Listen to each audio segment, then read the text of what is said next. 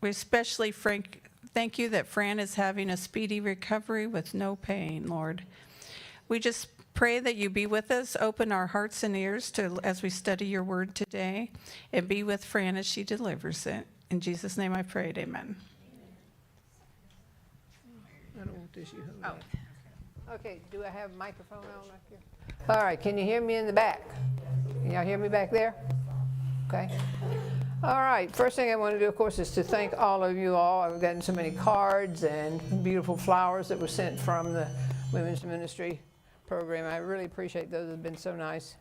And I'm going to give you just a brief update on my situation where I thought I'd been told all sorts of horror stories about it, and I do have a cut for about 7 inches from here down to here. And I kept waiting for the pain that I was supposed to have. Everybody assured me that that would be coming as soon as everything got numbed. And it never happened. I never had any pain at all. I never took a pill. I never took anything for any kind of pain. It's just amazing. And what? Okay, I'm fixing to tell you about that right now. So you might want to be interested in what it was. So I brought you what Dr. Tatum gave me. It's called synovial chondromatosis. And this is what it looks like. I'm going to put them down in here so you can see them. And you see all those little, she dug that out of my shoulder. That was, yes, and I got a replacement at the same time, right. So there they are. They're what's called a rare benign condition of of tumors that attack the synovial tissue lining the joints. So where your joints come together, they were growing. I could see them on x-ray, but I did not know they looked like this and that they were, huh? What? Well, when you move your arm around, it hurt. No, they were in bed. In fact, she couldn't get 3 of them out because they were so deep. One of them's down here, and 2 of them are up in here. And then she said, well, that's not all of them. She said, some of them fell on the floor. It's like, oh, great. I hope your instruments didn't fall on the floor. So, anyway, that's what it was, and I can tell it. Yeah, well, that's what she told me. She said, oh, well, you had so much pain before, but I really didn't. I only had pain when I moved it a certain way. It wasn't always painful. Just hanging by my side didn't hurt at all. But when I started picking up stuff and moving things, then these things would irritate and rub on the muscles and the nerves and stuff like that. So there they are, my little reward for Dr. Tatum's work. Anyway, that's what, oh, here's some more in here. I think I counted about 26 of these. And just leave them in there. So I thought you might be interested in a little medical stuff on the side. Okay. So I'm glad to be back and ready to start. I was hoping to be able to start a little bit earlier, but hopefully we can get through what I want to do. Now I forgot to bring the God Pod container, though I had it ready. I don't know why I walked off and left it. All right, so we are beginning with Isaiah chapter 2. We're going to read the first 4 verses, and I'm going to give you the commentary on there. We're going to try to make our way to the end of the chapter so that we can do the 3 connections with Revelation. And remember, you are looking for a target verse, something that stands out in your mind that you would like to copy down in your notebook that you're collecting. So we're on chapter 2. All right, so where's the microphone? Who starts? Where are we starting? Okay. All right, so we're going to read verses 1 through 4 to start with. Is that in chapter 2? Chapter 2, verses 1 through 4. Just one verse at a time? Yes, one verse at a time, and pass it on down. Okay, chapter 2, verse 1. The word that Isaiah, the son of Amoz, saw concerning Judah and Jerusalem.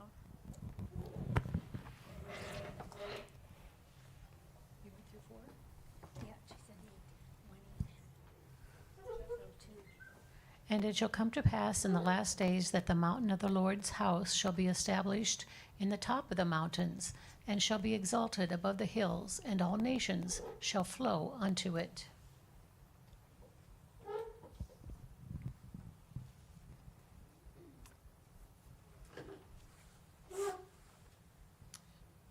So we're Isaiah chapter 2, and I'm reading verse 3. Is that it? Hold your microphone up a little bit. And many people shall go and say, Come ye, and let us go up to the mountain of the Lord, to the house of the God of Jacob, and he will teach us his ways, and we will walk in the paths. For out of Zion shall go forth the law and the word of the Lord from Jerusalem. I'm Beryl Unger, and I'm reading from the New English Version. He shall judge between the nations and rebuke many people. They shall beat their swords into plowshares and their spears into pruning hooks. Nation shall not lift up sword against nation, neither shall they learn war anymore. Okay, so let's look at verses 1 and 2. The question here is, to what time period does this refer? It talks about the latter days. So there are three possibilities, and I think as I read them, you'll figure out that probably two of them fit rather than all three of them. So some of them say it belongs to this time period is the millennium, was a period of peace on earth, and the Jews are restored to their homeland as the chosen people. Or the second one, it could be a counterfeit revival at the close of earth's history and sponsored by apostate Christianity, designed to convert the world. Or number three, it describes God's original plan that Israel would become his agency for the salvation of the world, but due to their failure, it would be fulfilled by spiritual Israel. As I read it, I thought probably numbers 3 and 2 would be the best answer for what time period we're referring to. So it is latter times, the time in which we are living. The term the latter day here originally referred to God's original plan for Israel to have come as the climax of the period of restoration following the Babylonian captivity. But Israel failed to meet the conditions upon which God would have fulfilled the many promises of national glory and universal dominion. I think I gave you a handout that listed all the things that God would do for them if they would be obedient, all these wonderful things he promised them, and they didn't want to do that. As a result, Isaiah 2, 1 through 4 was never fulfilled to literal Israel. Okay? Now, I mentioned something about the mountain of the Lord's house. This refers to the temple which sat on Mount Moriah in Jerusalem. This was God's chosen place for Israel to worship him. It was destroyed once in 586 BC by Babylon, and then again permanently was destroyed in 70 AD by the Romans. Established on the top of the mountains, this means that God would be exalted above all other religions and gods. The mountain is a symbol of power. Daniel writes about the stone striking the image and filling up the whole earth and becoming a great mountain. The tops of the mountains refer to all the false religions on earth. And then the term, all nations flow unto it. According to God's original plan for Israel, that of an accomplishing salvation for the world, there would come a time when the nations of the earth would acknowledge the superiority and the leadership of Israel as a nation. This description is repeated over and over throughout the Old Testament prophets. This glorious picture of eventual triumph of truth was never fulfilled to literal Israel, but it will be fulfilled to spiritual Israel in our day. In verse 3, repeating again the purpose of Israel's existence, but this was never fulfilled because Israel's failure to meet God's conditions. And then in verse 4, we find the words, he shall judge. Again, this event never took place due to Israel's failure, but a similar event is recorded in Revelation 20, verse 7 through 15. It will take place when God judges the nations who reject his gift of salvation. And then they have the term plowshares. Weapons of war will be turned into instruments of peace, but like God's other plans, this never came to pass for literal Israel. Nations shall not go to war again, but will submit voluntarily to Israel's leadership. But again, God's original plan for Israel failed. fulfillment because of their apostasy. And those who believe that a literal return of the Jews to Palestine heralds their restoration to the covenant status of the Old Testament times have interpreted Isaiah chapter 2, verse 1 through 4, and Micah 4, 1 through 3, as a millennial peace in which the Jews rule the earth and convert it to God. But literal Israel failed by being unfaithful to God, so now it is spiritual Israel who will make the final proclamation to the nations of the earth. All right, so now we begin with verse 5 through 9. I'm Phyllis. I'm reading from the New King James Version, verse 5. O house of Jacob, come and let us walk in the light of the Lord.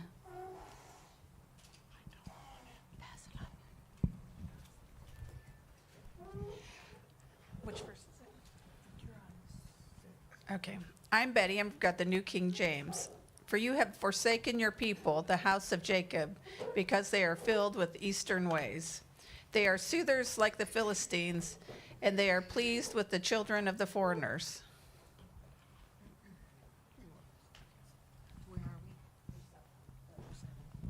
I'm Letha.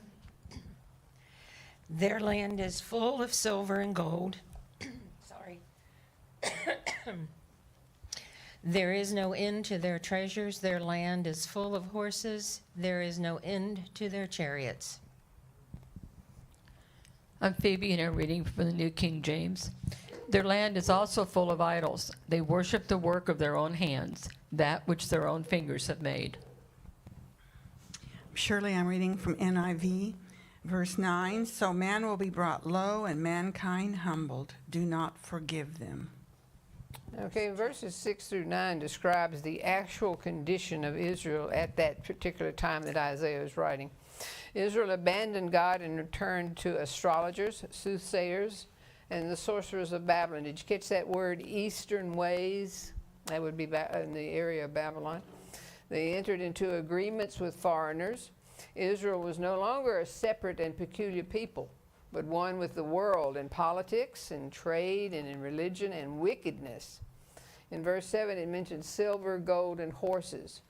In King Uzziah's reign had been a very prosperous one. It was represented by the gold and silver paid by local nations as tribute to Uzziah's government.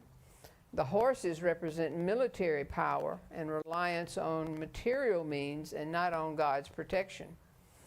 In verse 8, the reign of Ahaz was characterized by great moral decline. The king and the people turned to idols and images of Baal, human sacrifice, altars were erected through Jerusalem, and even a heathen altar was built in the temple of God. Verse 9 talks about the mean man. It may not say the same in every translation, but it does say, it doesn't say it in the New King James, but it says it in the Old King James. It indicates people who are not humble but proud and lofty, but the Lord will humble them. Okay, verses 10 through 17. I'm Amy. I'm reading from the New Living Translation, the NLT.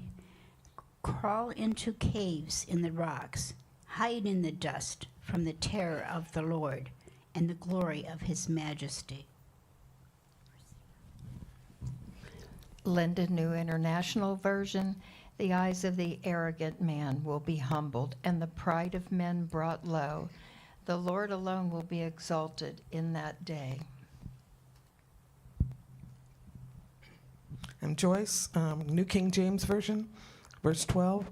For the day of the Lord of hosts shall come upon everything proud and lofty, upon everything lifted up, and it shall be brought low. I'm Sandy, reading from the Clear Word, verse 13. He will destroy the huge cedar of Lebanon and all the oaks of Bashan.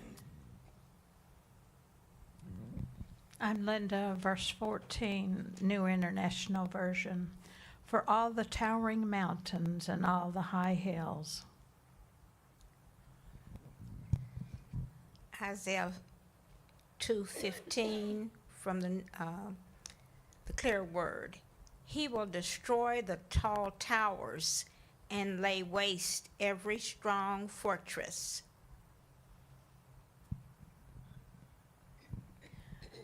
I'm Dawn, and I'm reading from the New International Version, Isaiah 2, verse 16.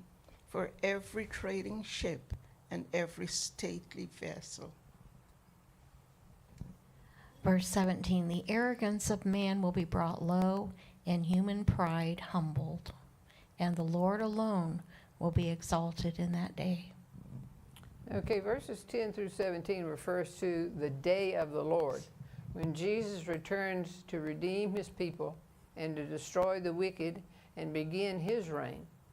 It is a blending of the predictions of Jerusalem's fall with the second coming, just similar to what Jesus did in Matthew 24, where he took the two events, the fall of Jerusalem and the second coming, and kind of blended them together. Pride has turned men against God and led them to oppress their fellow men. Consequently, heaven is against them, and they will perish. Cedars of Lebanon represent pride and glory. The mountains represent kingdoms. And the towers represent defenses that will not stand in the day of the Lord.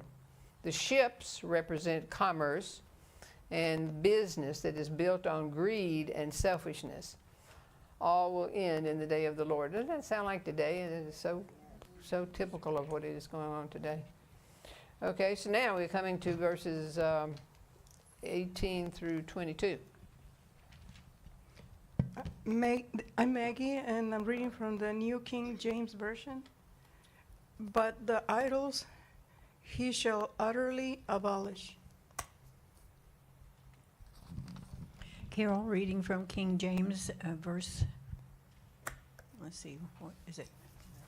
19. And they shall go into the holes off the rocks and into the caves of the earth for fear of the Lord and for the glory of his majesty, when he ariseth to shake terribly the earth. I'm Carol. I'm reading from the Clear Word, Isaiah 2, verse 20. In that day, men will throw to the rodents and bats their gold and silver idols, which they made and worshipped. I'm Susan. I'm reading from the NIV, Isaiah 2, verse 21. They will flee to caverns in the rocks and to the overhanging crags from dread of the Lord and the splendor of his majesty when he rises to shake the earth. Stephanie, King James, verse 22 of Isaiah 2.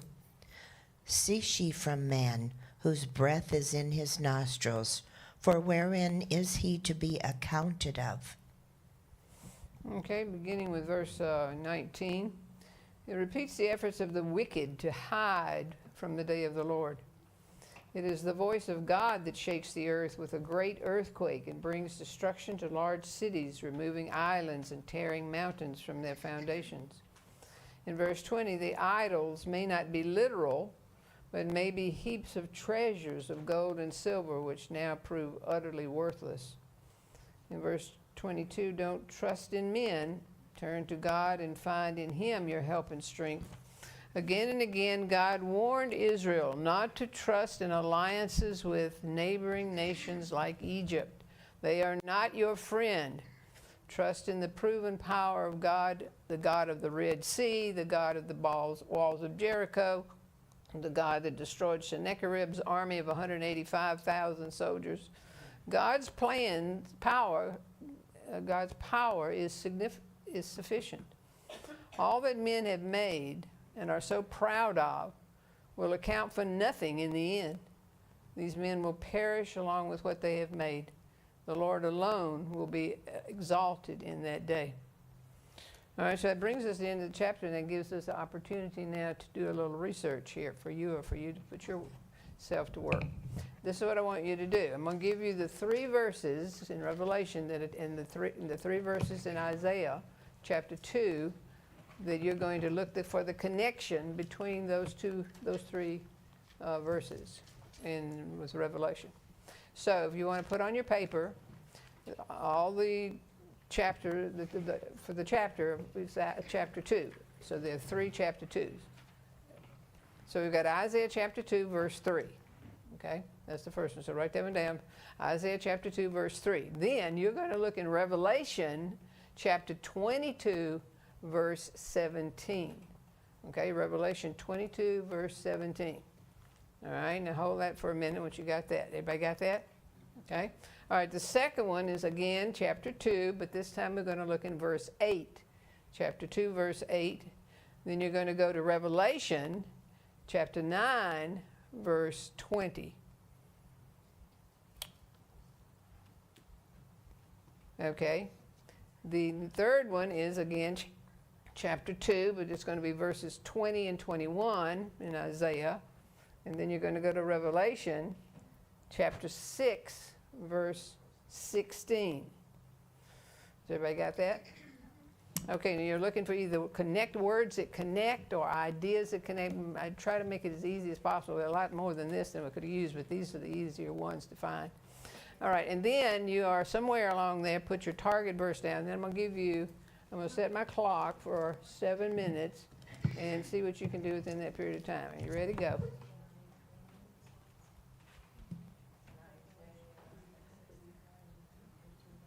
And no cheating either.